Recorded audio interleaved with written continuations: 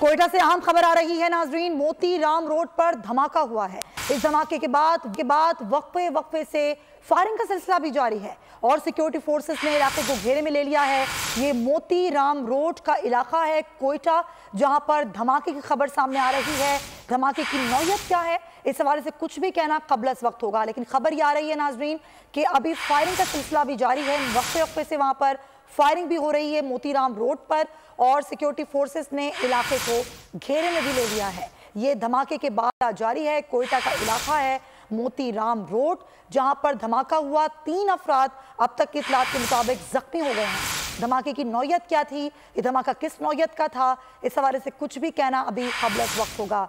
अलबत्ता ये धमाका जिसके नतीजे में 3 के जख्मी होने की इत्तलात सामने आ गई हैं। ये मनाजिर भी आप देख सकते हैं। ये कोयटा राम रोड का इलाका है, मोती राम रोड का, जहाँ पर धमाके के बाद वक्फे से फायरिंग का सिलसिला भी जारी है। लोगों की एक बहुत बड़ी तादाद है जो वहाँ जमा भी हो गई है। खौफो इराज का भी लोग शिकार हैं और 3 अफराद के ज़ख्मी होने की भी इत्तलात मौसूल हुई हैं। ये फायरिंग का सिलसिला भी मुसलसल जारी है।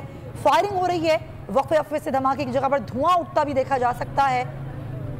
अभी ये आपको मनाजिर भी दिखा रहे हैं कोयटा के मोतीराम रोड, जहाँ पर धमाका हुआ है और धमाके के बाद वक्फे से फायरिंग का सिलसिला भी जारी है। इस धमाके के नतीजे में अब तक की इत्तलात के मुताबिक 3 अफराद जख्मी हो चुके हैं। सिक्योरिटी फोर्सेस ने तारीख का अमीन,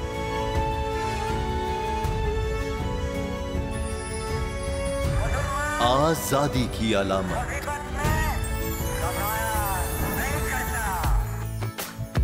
हुस्न का आईनादार, फिक्रो नजरिए की अक्कास, सरफराजी का गवाह, यानी हम सबका निगहबान पाकिस्तान।